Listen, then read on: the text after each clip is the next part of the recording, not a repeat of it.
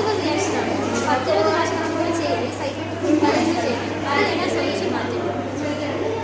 Redox reaction കാണിക്കുന്നത് നീ ഇട്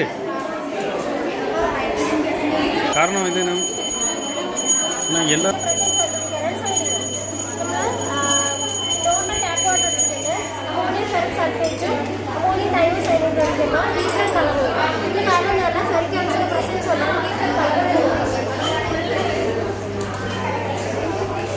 potassium side കൈ വരും.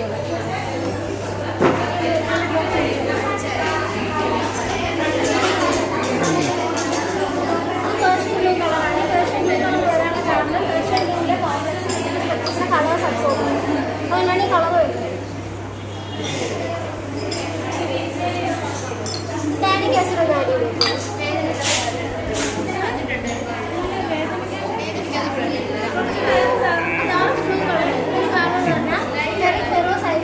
കോംപ്ലക്സ് ഫോം ചെയ്തുകൊണ്ടാണ് ഡാർക്ക് ബ്ലൂ കളർ വരുന്നത്. ഗ്രാജുവലി അതിനകത്ത് ഇങ്ങനെ പച്ച കളറാണ്. അതുപോലെ സോഡിയം ഹൈഡ്രോക്സൈഡ് ഇരിക്കുന്ന ambient colour വേരിയം colour white acid form ചെയ്യും. Thank you.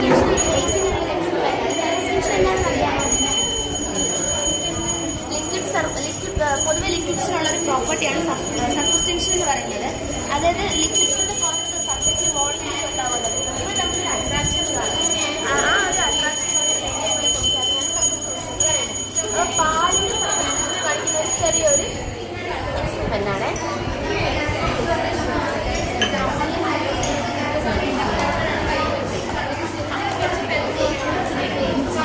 ഇത് കളറാണ്.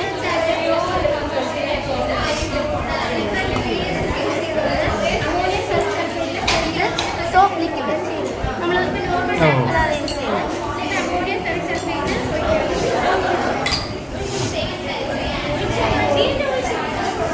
ഞാനിപ്പോൾ അതിൽ തൊട്ടിട്ട് ഇങ്ങനെ മുക്കിയപ്പോൾ മാറിപ്പോയില്ലേ.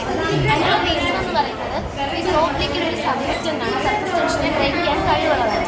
അപ്പോൾ ഞാനിതിൽ മുക്കിയിട്ട് ഇവിടെ തൊടുമ്പോൾ പാലിൻ്റെ സർഫസ് ടെൻഷനെ തൊടുന്ന സ്ഥലത്തെ സർഫസ് ടെൻഷനെ ഈ ലിക്വിഡ് ബ്രേക്ക് ചെയ്യുമ്പോൾ നേരത്തെ ഉള്ളതൊക്കെ പഴയ പോലെ സർഫസ് ടെൻഷൻ ഉള്ള അവർ കൂടിയ സർഫസ് ടെൻഷൻ ഉള്ള സ്ഥലങ്ങൾ ഇതിനെ വലിക്കും. അതുകൊണ്ടാണ് നീങ്ങിപ്പോൾ നമ്മൾ തുണി നനയ്ക്കുന്ന ഡിറ്റർജൻറ്റ് തുണി നനയ്ക്കുമ്പോൾ അഴുക്ക് പോകുന്നത്.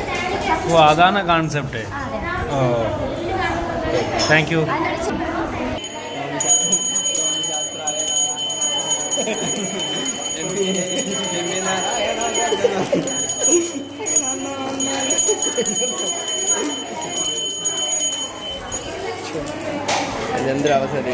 പൊട്ടാസ്യം പെർമാംഗനേറ്റും ഗ്ലിസറോളും തമ്മിലുള്ള റിയാക്ഷനാണ്. ഇത് ഹൈലി എക്സോതെർമിക് ആണ്. അതുകൊണ്ടാണ് ഇത്ര ഹീറ്റ് ഉണ്ടാവുന്നത്.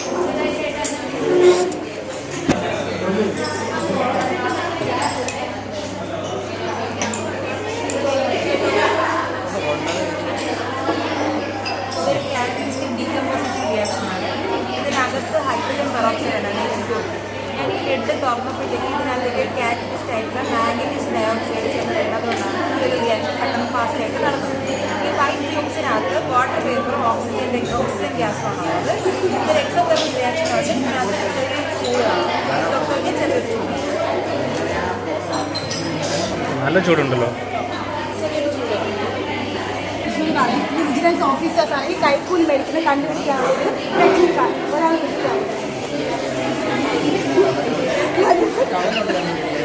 കൈ കാണിക്കാമോ? ഞാൻ ഈ കൈക്കൂലി കൊടുക്കുന്ന നോട്ടിലാണെങ്കിൽ ഇവർ ഫിലോഫ്താലിനോട് പൗഡർ മിക്സ് ചെയ്യാൻ കൊടുക്കാറ്. എന്നിട്ട് ഈ ടൈമിൽ എണ്ണ ഒഴിച്ച് കൊടുക്കുമ്പോൾ ഒരു റിയാക്ഷൻ വരും. അങ്ങനെ കൈക്കൂലി മേടിക്കുന്നത്. ഓ അങ്ങനെയാണ് അവർ കണ്ടുപിടിക്കുന്നത് അല്ലേ? ഓ താങ്ക് യു. അപ്പോൾ ഇതിൻ്റെ മെക്കാനിസം എന്ന് പറയുമ്പോൾ ഇത് ഹീറ്റുമായിട്ട് ട്രാൻസ്ഫറിൽ വരും, കോണ്ടാക്റ്റിൽ വരുമ്പോൾ മെറ്റൽ അയോൺസ് എക്സൈറ്റഡ് ആയിട്ട് കളേഴ്സ് എമിറ്റ് ചെയ്യുന്നതാണ്. ഓരോ മെറ്റൽ അയോൺസ് ഓരോ വേവ് ലെങ്തിലുള്ള കളേഴ്സാണ്. അപ്പോൾ മെറ്റൽസിനെ ഐഡൻറ്റിഫൈ ചെയ്യാൻ വേണ്ടിയിട്ട് ഈ ടെസ്റ്റ് യൂസ് ചെയ്യും. ഫ്ലെയിം ടെസ്റ്റ് എന്ന് പറയും. ഇത് സ്റ്റോൺസിലാണ് ആഡ് ചെയ്തിട്ടുള്ളത്. റെഡ് കളറാണ് കാണിക്കുന്നത്.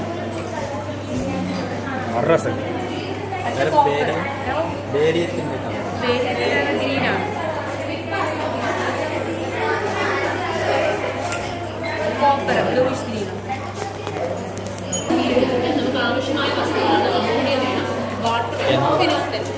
ആദ്യം നമ്മൾ ഇതിനകത്ത് അമോണിയയുടെ വേപ്പേഴ്സ് വേപ്പേഴ്സ് ഫില്ല് ചെയ്തതിന് ശേഷം നമ്മുടെ ഈ സാധനം ടൈറ്റ് ചെയ്തതിന് ശേഷം വെള്ളം ഫില്ല് ചെയ്ത് വെച്ചിരിക്കുന്ന വസ്തുവാണ് ടൈറ്റ്. അപ്പോൾ അതിനെ നമ്മൾ ഇതിനൊട്ട് ഫിറ്റ് ചെയ്തതിന് ശേഷം നമ്മൾ പമ്പ് ചെയ്യാൻ വേണ്ടി ആരംഭിച്ചിട്ടുണ്ട്. അതിനകത്തുള്ള വേപ്പേഴ്സിനെ ഈ വെള്ളത്തിലുണ്ടാകുന്ന സോളുകൾ, അമോണിയ പ്രത്യേകതയുണ്ട്, വെള്ളത്തിൽ ഹൈലി സോളുകളാണ്. അപ്പോൾ അതിൻ്റെ ഫലമായിട്ട് വെള്ളത്തിൽ സോളുകളായിരുന്നു അതിനകത്ത് വേപ്പർ. അതിന് നമ്മൾ ഈ ഡിപ്പ് ചെയ്ത സമയത്ത് പ്രഷർ ഡിഫറൻസ് കാരണം ബീക്കറിൽ നിന്നും വെള്ളം ഇതിലേക്ക് വീഴുന്നു. അവിടെ ഒരു ഫൗണ്ടെയിൻ രൂപത്തിൽ കിട്ടുകയും ചെയ്യും. അപ്പോൾ ഫൗണ്ടെയിനിൽ നമുക്ക് പിങ്ക് കളറായിരിക്കും. പിങ്ക് കളർ കിട്ടാൻ കാരണം ഇൻഡിക്കേറ്ററായിട്ട് നമുക്ക് ഫിനോളിനെ ആഡ് ചെയ്യും. ബേസിൽ നമുക്ക് എന്ത് കളർ കിട്ടും? Pink colour. പ്രഷർ ഡിഫറൻസ് ആണ് മെയിൻ കാരണം.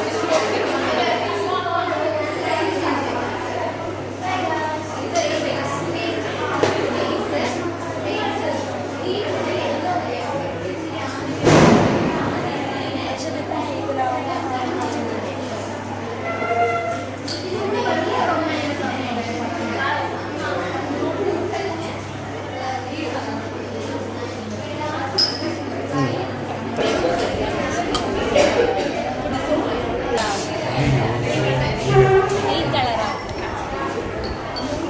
ഇത് ഇന്ന് രാവിലെ ചെയ്ത സൊല്യൂഷനാണ്. ഗ്രീനായിരുന്നു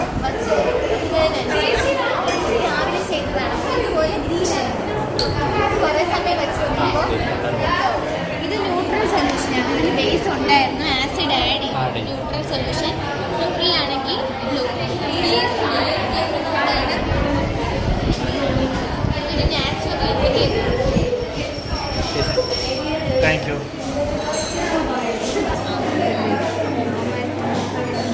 ലൈഫ് എക്സ്പീരിയൻസ് നമ്മൾ സിഗ്നലിൽ കാണുന്ന പോലെ 3 കളേഴ്സ് നെറ്റിൽ കാണാൻ പറ്റും.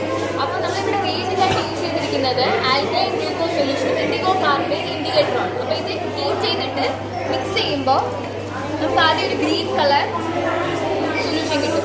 ഇത് ഗ്രാജുവലി ഇതൊരു റെഡ് കളറിലോട്ട് പോകും. എന്നിട്ട് ഒരു പെയിൻ യെല്ലോ ഷെയ്ഡിലേക്ക് ഇത് മാറും. ഒരുപാട് സൈക്കിൾസ് കിട്ടത്തില്ല.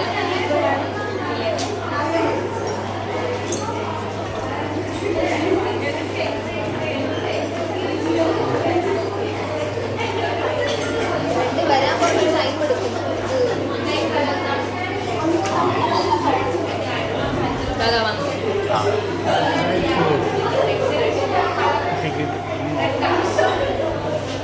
ഇപ്പൊ യെല്ലോ ആയി. ഓ മാജിക്. ഇതിൽ എന്തൊക്കെയാണ് ഇൻക്ലൂഡ്? ഗ്ലൂക്കോസ് സൊല്യൂഷൻ, എണ്ണ ഒഴിച്ചും ഗ്ലൂക്കോസ് സൊല്യൂഷൻ ആക്കിയിട്ട് ഇൻഡിഗോ കാർബൈൻ തന്നെ ഇൻഡിക്കേറ്റർ. ഇൻഡിഗോ കാർബൈൻ അത് ഹീറ്റ് ചെയ്തിട്ട് മിക്സ് ചെയ്ത് ഷേക്ക് ചെയ്യുമ്പോൾ എണ്ണ യോഗിച്ചും ഇൻഡിഗോ കാർബണേറ്റ് എണ്ണ ഗ്ലൂക്കോസ് രണ്ടും കൂടെ മിക്സ് ചെയ്യും. നമ്മൾ ആദ്യം ആൽക്കലൈൻ ഗ്ലൂക്കോസ് ഉണ്ടാക്കും.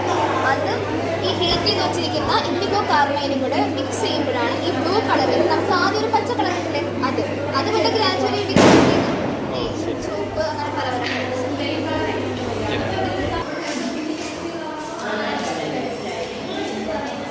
ഓക്കെ പറഞ്ഞു. ഇത് സോഫ്റ്റ് എക്സ്ട്രാക്ഷൻ ആണ്. ഇത് സോളിഡ് ലിക്വിഡ് എക്സ്ട്രാക്ഷൻ ആണ്. ഒരു സോളിഡ് മെറ്റീരിയലിൽ നമുക്ക് വേണ്ട സ്പെസിഫിക് കോമ്പൗണ്ട്സ് മാത്രം നമ്മൾ എക്സ്ട്രാക്ട് ചെയ്യുന്ന പ്രോസസ്സ്. അപ്പോൾ അതിലിപ്പോൾ നമ്മുടെ ആയുർവേദിക് മെഡിസിനൊക്കെ ആകുമ്പോൾ മിക്സ്ചേഴ്സ് ഓഫ് കോമ്പണൻസ് ഉണ്ടാവുക. അപ്പോൾ അതിൽ ആക്റ്റീവ് കോമ്പണൻറ്റ് നമുക്ക് എക്സ്ട്രാക്ട് ചെയ്തെടുക്കാൻ പറ്റും. അതുപോലെ നമ്മുടെ ഡ്രസ്സിൽ കളർ എടുക്കുന്ന പിഗ്മെൻറ്റ്സ് ആ ടൈലൊക്കെ എക്സ്ട്രാക്ട് ചെയ്തെടുക്കാൻ വേണ്ടി ഉപയോഗിക്കും. ഇതിൽ നമ്മളിപ്പോൾ എടുത്തിട്ടുള്ളത് മലേഷ്യൻ വുഡാണ്. നമ്മൾ സോളിഡായിട്ട് എടുത്തിട്ടുള്ളത് മലേഷ്യൻ വുഡ്. ഇതിന് പേർപ്പിൾ ഹാർട്ട് വുഡ് എന്ന് പറയും. ഇതിൽ പേർപ്പിൾ കളറാണ് ഇതിലുള്ള എക്സ്ട്രാക്ട് എടുക്കാൻ പോകുന്നത്. ഇതിൽ എടുത്തിരിക്കുന്ന സോൾവെൻറ്റ് എത്തനോളാണ്. അപ്പോൾ എത്തനോളിനെ ഹീറ്റ് ചെയ്താൽ വേപ്പേഴ്സ് ഈ ട്യൂബ് വഴി പോകും. എന്നിട്ട് ഈ കണ്ടൻസറിലേക്ക് എത്തും. ഇപ്പോൾ നമ്മൾ വാട്ടർ ഫ്ലോ കൊടുത്തിട്ടുള്ളത് കൊണ്ട് കൂൾ ചെയ്യാൻ ഉപയോഗിക്കും. അപ്പോൾ ഇത് കണ്ടൻസ് ചെയ്ത് തിരിച്ച് ഡ്രോപ്ലെറ്റ്സ് ആയിട്ട് ഈ ചേമ്പറിലേക്ക് വരും. ഈ ഫിൽട്ടർ പേപ്പറിലാണ് വുഡിൻ്റെ കോമ്പൗണ്ട് വെച്ചിട്ടുള്ളത്. അപ്പോൾ ഈ സോൾവെൻറ്റ് ഇതിൽ സോക്ക് ആകുന്ന സമയത്ത് ആ കോമ്പണൻ്റ് ഈ സോൾവെൻറ്റിലേക്ക് എക്സ്ട്രാക്ട് ചെയ്ത് വരും. അപ്പോൾ ഈ സോൾവെൻറ്റ് ലെവൽ ഇത്രയും വരെ ആകുമ്പോൾ തിരിച്ചൊഴുകും. ഈ ട്യൂബിലൂടെ ഇപ്പോൾ തിരിച്ചൊഴുകുന്നില്ല. ഈ ലെവൽ ഇവിടെ ആയതുകൊണ്ട് തിരിച്ചൊഴുകും. തിരിച്ച് ആർബൺ ഫ്ലാസ്കിലേക്ക് വരും. അപ്പോൾ എന്താ എഥനോളും ഉണ്ട് കോമ്പണൻറ്റും ഉണ്ട് ഇതിൽ. അപ്പോൾ നമുക്ക് സ്വാഭാവിക ഡൗട്ട് വരും.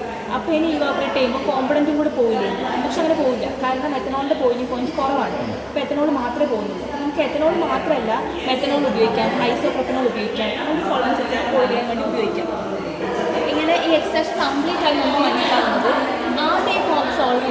ഡൈ ഇപ്പം കളർലെസ് ആയി ഇപ്പോൾ ഏകദേശം കംപ്ലീറ്റ് ആവാനായിട്ടില്ല പക്ഷെ കംപ്ലീറ്റ് ആയിട്ടുണ്ട് ചെറിയ ഷെയ്ഡ് ഉണ്ട് ഇപ്പോൾ 15 സൈക്കിളോളം കഴിയുമ്പോൾ കംപ്ലീറ്റ് ആവും കംപ്ലീറ്റ് ആയിട്ടുണ്ടെങ്കിൽ നമ്മൾ ഈ ഫ്ലാസ്ക് മാത്രം തിരിച്ചെടുക്കും കാരണം ഇതിൽ എത്തനോളും ഉണ്ട് കോമ്പണൻറ്റും ഉണ്ട് അപ്പോൾ എത്തനോളിനെ ഇമ്പോർട്ടൻ്റ് കളയും സോൾവെന്റ് നമ്മുടെ കോമ്പണൻറ്റ് മാത്രം അതിലുണ്ടാവും അങ്ങനെ നമ്മൾ എക്സ്ട്രാ ചെയ്തെടുത്ത ഡൈ ആണ് ഈ പേർപ്പിൾ കളർ ഡൈ ആണ് ഇതിപ്പോൾ പേർപ്പിൾ കളർ ഡൈ എന്ന് മാത്രമേ ഉള്ളൂ അങ്ങനെ ഇത് ഫ്ലേവനോയിഡ്സ് ലൈക്ക് കോമ്പൗണ്ട്സ് ആയതുകൊണ്ട് അങ്ങനെ പേർപ്പിൾ കളർ ഡൈ എന്ന് മാത്രമേ ഉള്ളൂ. ഈ വെള്ളം എങ്ങനെ ഇത് വേപ്പറാകുന്നതാണോ? ഇത് ഈ വെള്ളം ഈ പൈപ്പിലൂടെ കൊടുക്കും അപ്പോൾ പൈപ്പിലൂടെ ഈ കണ്ടൻസറിലേക്ക് വരും അപ്പോൾ ഈ കണ്ടൻസറിലേക്ക് വെള്ളമില്ലേ അത് എനിക്ക് ഈ എഥനോളിൻ്റെ വേപ്പർ ഇത് വഴി പോയിട്ട് ഈ വാട്ടറിലായിട്ട് അങ്ങനെ ആ വേപ്പർ കൂളാവും ആ കൂളായിട്ട് സ്വാഭാവികമായിട്ട് നമ്മൾ ഈ വെള്ളത്തിൽ നല്ല വേപ്പേഴ്സ് ആയിട്ട് പോയിട്ട് മേഘമായിട്ട് കണ്ടൻസ് ആവുകയല്ലേ ചെയ്യുന്നത് എന്നിട്ട് ആ മഴയായിട്ട് തിരിച്ചു വരുന്ന പോലെ ഡ്രോപ്ലെറ്റ്സ് ആയിട്ട് ആ വേപ്പേഴ്സ് തിരിച്ചു വരുന്നുണ്ട് അങ്ങനെ ഈ ചേമ്പറിലേക്ക് തിരിച്ചു വരും നടന്നുകൊണ്ടേയിരിക്കുമ്പോഴാണ് ഇവിടെ വെള്ളം വേസ്റ്റ് ആണ്. ലാസ്റ്റ് ഈ ട്യൂബിലൂടെ നമ്മൾ വെള്ളം കൊടുക്കും ഈ ട്യൂബിലൂടെ വെള്ളം തിരിച്ചു വരും. Okay okay. അവിടെ നമുക്ക് സൊല്യൂഷൻ ഉണ്ടായിക്കൊണ്ടേയിരിക്കും. അപ്പോൾ ഈ സൊല്യൂഷൻ്റെ എത്തനോളം നമ്മൾ പുറത്തേക്ക് കളയുന്നു.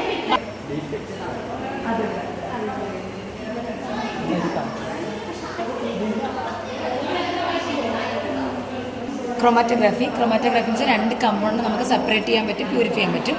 അപ്പോൾ അഡ്സോർപ്ഷൻ്റെ ബേസിലാണ്, അഡ്സോർപ്ഷൻ്റെ പ്രിൻസിപ്പിളാണ് നമ്മൾ TLCയും കോളം ക്രൊമാറ്റോഗ്രാഫിയും ചെയ്യുന്നത്. ആദ്യം TLC എന്ന് പറഞ്ഞാൽ നമുക്ക് ആദ്യം TLC ചെയ്യാൻ വേണ്ടി TLC പ്ലേറ്റ് വേണം. ഇതാണ് TLC പ്ലേറ്റും പിന്നെ 2 കമ്പോണന്റ് എടുത്തു, ഒന്ന് അനലിനും ഒന്ന് ബെൻസോഫിനോണും, പിന്നെ അത് രണ്ടിൻ്റെ മിക്സ്ചറും. ഓക്കെ, ആദ്യം അനലിനാണെങ്കിൽ ഒരു ആക്റ്റീവ് കമ്പോണൻ്റ് ആണ്, ഇതൊരു ന്യൂട്രൽ കമ്പോണൻ്റ് ആണ്. അപ്പം നമ്മൾക്ക് ആദ്യം നമ്മൾ ഇതെന്താണ് സ്റ്റേഷനറി ഫേസ് ആണ്. ഈ സ്റ്റേഷനറി ഫേസിലോട്ട് നമ്മൾ ആദ്യം അനലിനെ സ്പോട്ട് ചെയ്യും, പിന്നെ ബെൻസോഫിനോണിനെ സ്പോട്ട് ചെയ്യും, പിന്നെ മിക്സ്ചറിനെ നമ്മൾ സ്പോട്ട് ചെയ്യും. അങ്ങനെ ഇത് 3 സ്പോട്ട് ചെയ്തു. എന്നിട്ട് നമുക്ക് മൊബൈൽ ഫേസ് വേണം എങ്കിലേ അത് മേലോട്ട് പോവുള്ളൂ. അപ്പോൾ നമ്മൾ ഇങ്ങനെ മേലോട്ട് ഇടുമ്പോൾ നമുക്ക് കാണാൻ പറ്റും മേലോട്ട് പോകുന്നത്. അപ്പോൾ ഇതിൻ്റെ കൂടെ ആര് പോകും? ഈ കമ്പോണൻസും മേലോട്ട് പോകും. അത് കഴിഞ്ഞിട്ട് കുറച്ച് നേരം നമ്മളങ്ങനെ വയ്ക്കുമ്പോൾ മേലോട്ട് പോകും. ഏറ്റവും അഡ്സോപ്ഷൻ്റെ ബേസിലാണ്, പ്രിൻസിപ്പിളാണ് അഡ്സോപ്ഷൻ. അപ്പോൾ ഏറ്റവും ലൂസിലായിട്ട് ആരാണോ സ്റ്റേഷനറി ബോണ്ടുമായിട്ട് ലൂസ്ലി ബൗണ്ട് ചെയ്യുന്ന കമ്പോണൻറ്റ് പെട്ടെന്ന് പോകും, മറ്റത് പയ്യെ സ്ലോ ആയിട്ടേ പോകുള്ളൂ. എന്നിട്ട് നമ്മൾ കുറച്ച് നേരം കഴിഞ്ഞത് എടുത്തിട്ട് നമ്മൾ ഡ്രൈ ചെയ്യാൻ വയ്ക്കും. ഡ്രൈ ചെയ്യാൻ വെച്ചിട്ടാണ് നമ്മൾ TLC ക്യാബിനറ്റിൽ വയ്ക്കും. ക്യാബിനറ്റിൽ വെച്ച് നമ്മൾ UV ലൈറ്റിൻ്റെ പ്രസൻസിൽ കാണാൻ പറ്റും, സ്പോട്ട് കാണാൻ പറ്റും.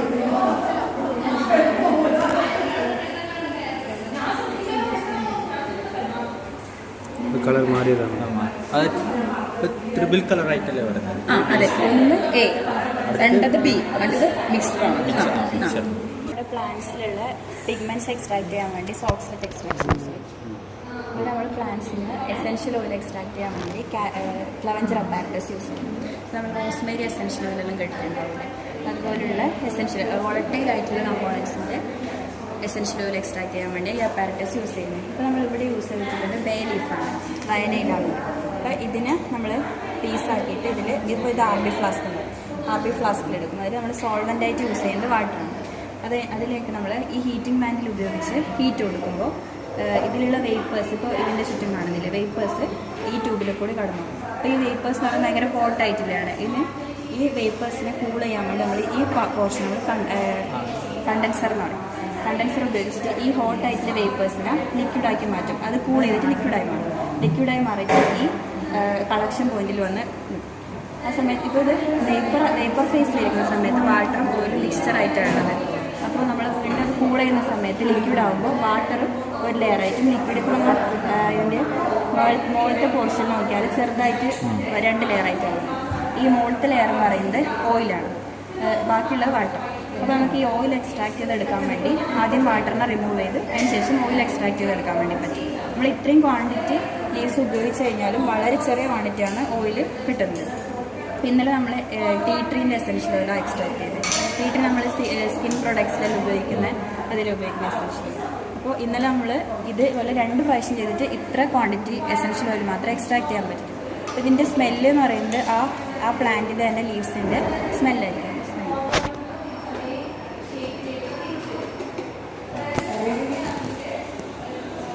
ഓ. എക്സ്ട്രാക്ട് ചെയ്തെടുക്കാൻ വേണ്ടി പറ്റും. പക്ഷെ ഇത് ഭയങ്കര പ്യുവറായിട്ടുള്ള ഇതായിട്ടില്ല കിട്ടുക.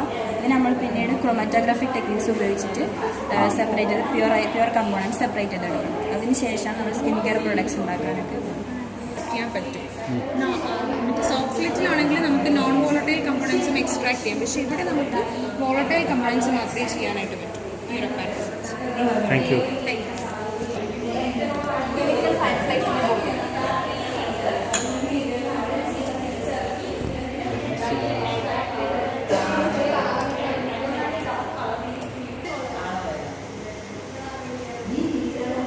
ഇത് ബേരിംഗ് ആണ്. ഇതെന്തോ ഇത് പൊട്ടാസ്യം ഡൈക്രോമേറ്റ്. Potassium Magnite.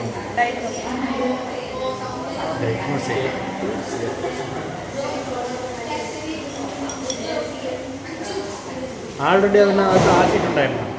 അതിനകത്തുണ്ടായ വേറെ വെള്ളം എന്തെങ്കിലും ഉണ്ടായിരുന്നു? ഇത് അമോണിയ ഉണ്ടായിരുന്നു. അപ്പോൾ അമോണിയ ഉണ്ടാവുമ്പോൾ ഇത് ഇപ്പോൾ ഫയർഫ്ലൈസ് ആയിട്ട് വരും.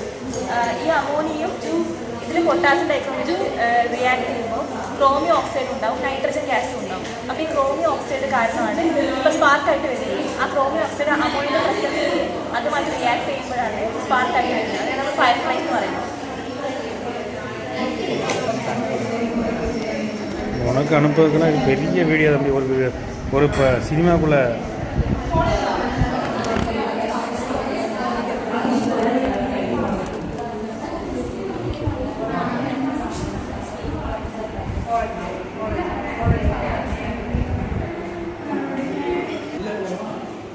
இதெல்லாம் நீ பார்த்துருப்பல. பார்த்துருக்கேன்.